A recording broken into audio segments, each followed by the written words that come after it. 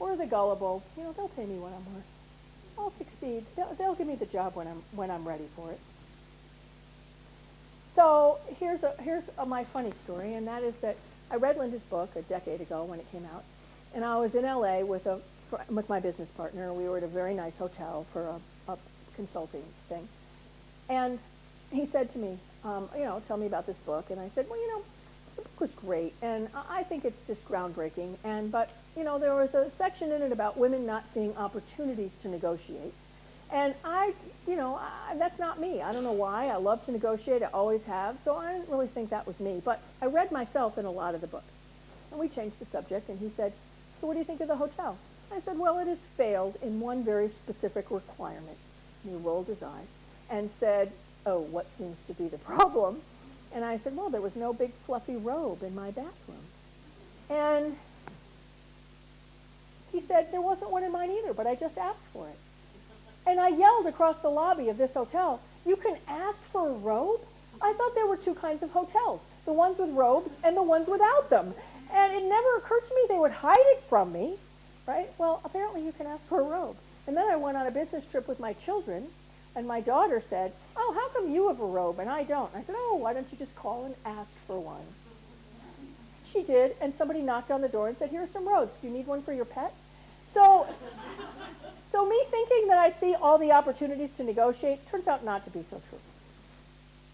There was a game of Boggle, and the participants were told that Boggle's a word game. It's less complicated than Scrabble. That's all you need to know about it.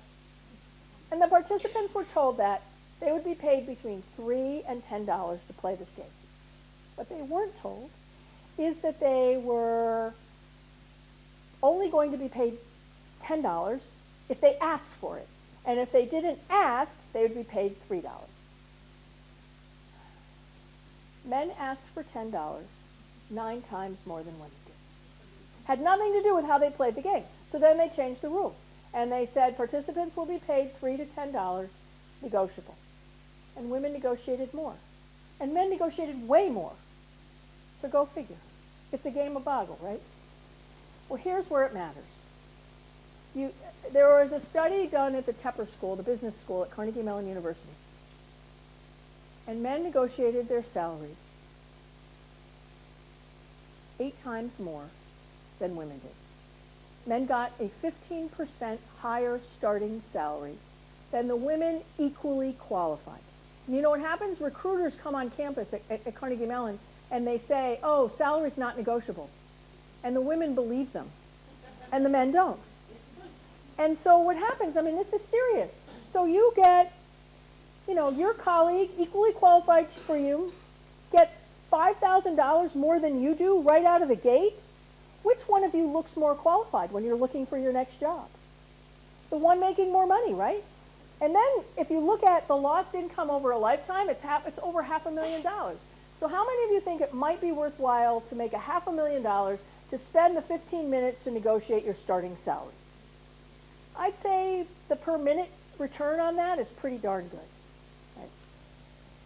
And so here's another interesting statistics which goes to our stereotypes, and that is that when women negotiate for themselves, they get an 18% decrease in the salary than when they negotiate for someone like them.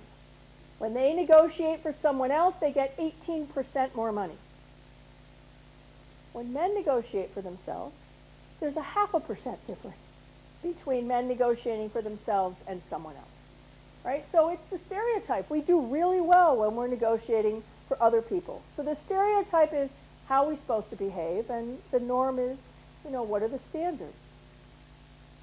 So here's how, women are described. We're caring, loyal, interdependent, other-oriented. Sort of makes me think of a puppy, right? And men are self-reliant, ambitious, competitive. I don't know, I don't have a good picture for that. I couldn't think of it. The puppy came to mind right away, but I'm still working on a picture for that. I'd love your suggestions. But if we look at these things and we then look at negotiations, here's what happened. In a study where there were mixed gender groups, all right, man and a woman, man and a woman, man and a woman, who had great outcomes. And the group was asked, help us evaluate these groups as to who did more to contribute to that outcome. And if there was not clarity about who did what to achieve this great outcome, the men were considered to have had much more of a leadership role than the women. If there was clarity, where they said, oh, okay, so here's what happened and here's who did what, the gender difference went away. Okay? So we know that if there's an absence of clarity, stereotypes flourish. Right? An absence of clarity, stereotypes flourish. So these are leadership traits, right? So close your eyes for a minute. Everybody close your eyes and think about a leader. Think about a leader who you admire. Okay, everybody got one? How many people thought of a woman? And you're a group of progressive people, right? Right? So why is that? This is why.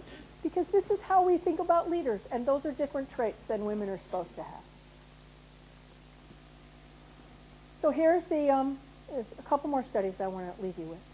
One is this. Candidates were asked, men and women, were asked to do a negotiation. They were videotaped. And then they were viewed by an audience. And there were 4 asks for the man and 4 asks for the woman. And the first ask was what we called a soft ask, which is, would it be appropriate for me to discuss my compensation? Identical scripts. They both said the same thing. And the hard ask was, I have another job offer. And unless you can match the salary for this other offer, I'm not going to be able to work here. So when there was no ask, or what we call the soft ask, there was virtually no difference in how men and women were perceived. The minute women asked for money, even when they had another job offer, people said the following things about them. Well, she might be competent, but she's not very likable. I wouldn't want to work with her. Okay? This is a problem. So here's the difference between the overall difference between male and female students negotiating their job offers. And one of my favorite stories. So it used to be that auditions were held for musicians, for symphony orchestras, were held on a stage. And the audience and the judges were masters at figuring out what was a good musician. This was a science. Right? And it turned out at the Berlin Philharmonic that they had to do an audition behind a screen. And the reason that they had to do it behind a screen was that one of the judges had a relative who was auditioning for the job, and they didn't want there to be some, bias on the part of that relative, so that they had the auditions behind a screen. And a travesty happened. A woman was offered the job for trombone, and they tried to fire her. They said, oh, women can't play the trombone. That's a male instrument. And she ended up being very famous and having to sue them, and ultimately, having a very celebrated career. Since now blind auditions are what happens at symphony orchestras as a matter of course, and they're even so careful that they put padding on the floor so you can't hear the click, click, click of high heels, so that you could figure out that the performer was a woman. Women getting jobs in symphony orchestras increased 250% with blind auditions. 250%. That's amazing. So here's the final study. This one is the one that had my head in the oven the longest. All right. The study done by Yale University just came out about 6 weeks ago. I wish I could say it was 6 decades ago. Then I would feel a little better about it. Came out 6 weeks ago, and it said that we sent resumes to 6 prestigious research universities in the United States. 3 public, 3 private. And these resumes were for mid-level performers. Not stars, but, people that were quite competent. And They asked the professors, 127 professors received one of these resumes, and they said, please rank the candidates based on the following criteria: their competence, whether you'd want to hire them, whether they were deserving of mentoring, and what you would pay them. And men, on a 1 to 6 scale, were given a 5.3. Women were given a 3.7. You can see the differences in hireability. She wouldn't really fit in here. Right? Deserving of mentoring, not as.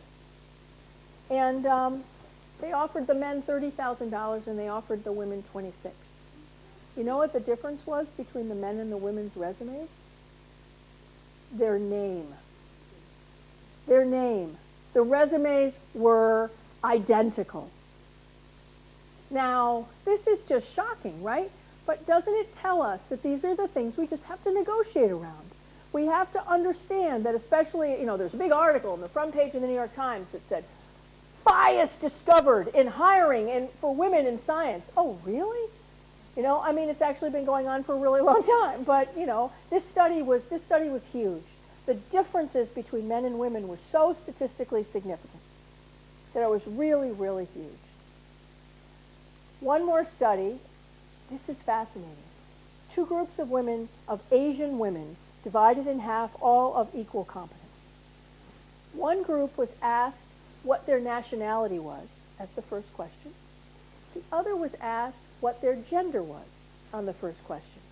And the women who self-identified as Asian did better on the math test than the women who identified as girls.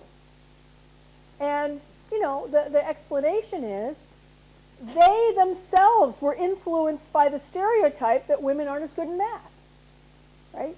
Now, maybe there's another explanation. Let me know what it is. But this one we've seen. So the steps for your negotiation success are: negotiate. Get there first, right? Get there first. Don't wait for it to happen, right? If you're going to negotiate a salary, an opportunity, anything, make the first move. Boost your bargaining power. Make yourself as irreplaceable as possible. Let them know how terrible this organization would be without you. They need you. They need you to succeed. And you know it, and you need them to know it, right? So we got to figure out, why am I so important, and how can I let people know? Not in a braggy way, but in a way that claims our value. We have to do our homework. We have to know what the industry standards are. What are the salaries? What are the opportunities? When are people promoted in this organization, right? We have to know that. Then we have to get inside their heads. We have to figure out, what are their problems in me getting what I want. Now, some people say, this happens in my class all the time, my negotiations class. Someone will say, well, I can't give you a raise, because if I give you a raise, I'm going to have to give it to all the other people that started at the same time you did. And my students say, that's your problem. That's not my problem. Well, it actually is your problem, because if they can't solve it, you don't get a raise, right? So by you helping them solve their problems, you get what you want. So really understanding what's in the way, and sometimes you can ask that question. You can say, help me understand what's in the way for me getting what I want. Help me understand what you need from me. Help me understand, if I can't have a raise now, but I come to you 6 months from now or a year from now, what I need to accomplish in order to get what I want.